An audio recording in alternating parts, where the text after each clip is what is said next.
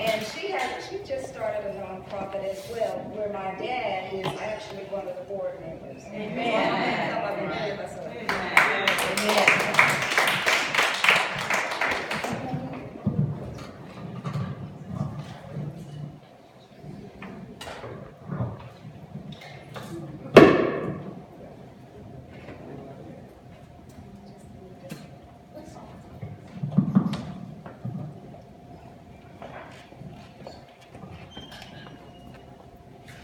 Good morning. Good morning. How's everybody doing? Blessed. All right. So, you know, we do nothing without laying before the Lord and getting instruction, right? Right. That's the only way to go. Amen. So, I took a look at what your theme was, which is level up, time to level up. And I took a look at what your scripture was, Proverbs 31 and 10. All right now. And I asked the Lord, what do we say to tie in our message so that you understand what it is that we do? And one thing that he kind of brought to me was understanding what that Proverbs 31 woman is. And we always hear that's what we want to be, you know, that good wife, that good mother. But if we take a look at that history of what the Israelites really did during that time frame in biblical times, the woman really carried the burden of the work. The burden of the work.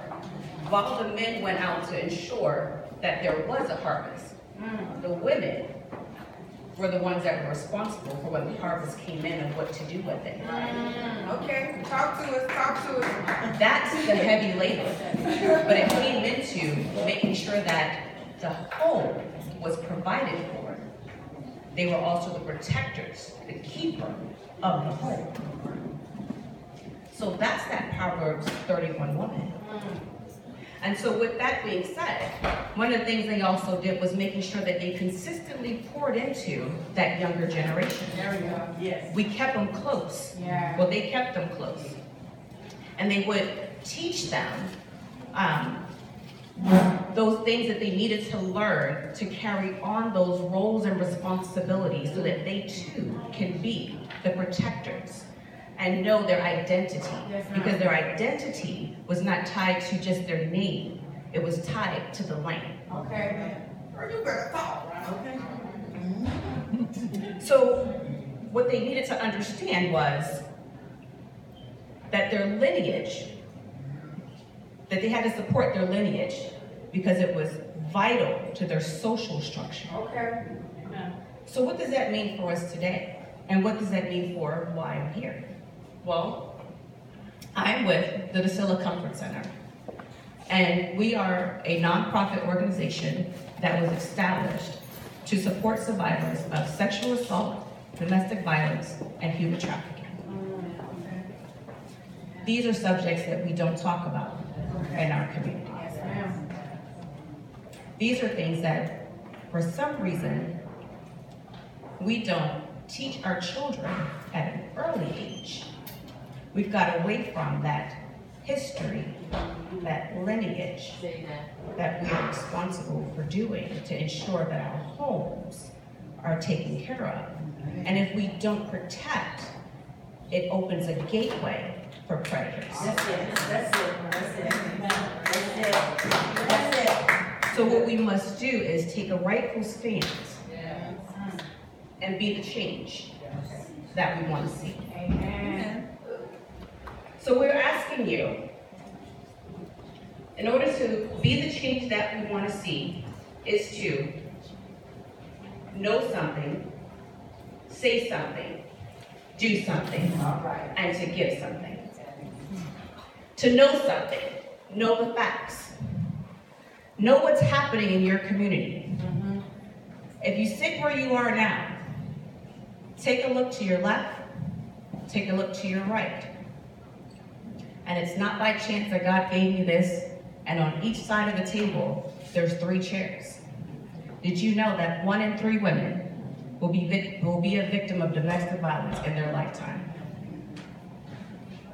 And only 33 of teens who were in an abusive relationship will ever tell someone. Why? Because we don't talk about it. So if we know the facts, we become educated. If we become educated, then we have the tools in order to pass down to our generations so that they too will become protectors of their households.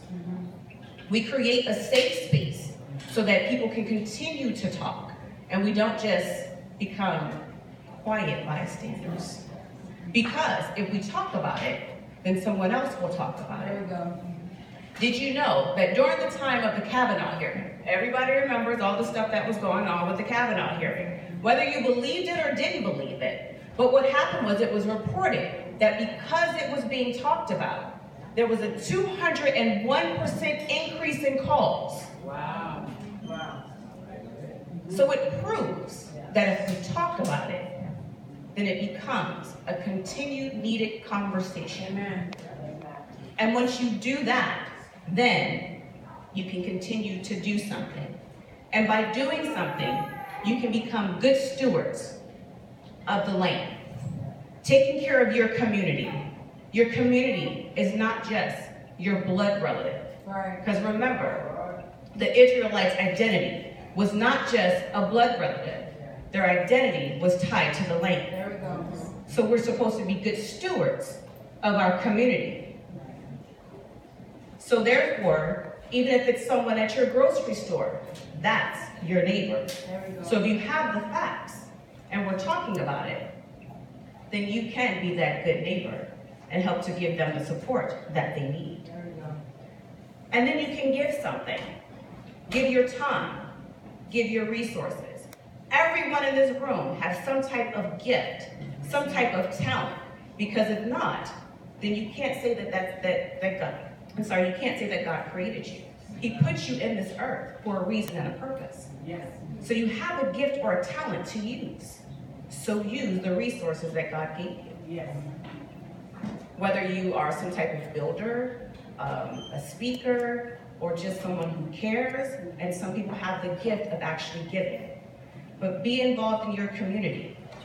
And as great as it is to come into the house of the Lord to worship, we must also leave out of these doors and worship Him as well. That's it. It doesn't just stop here. That's it. We worship Him in our works. We worship Him by being good stewards and going out and being involved in the communities that He gave us. Yes. So get involved in your communities. Know what's going on with your council.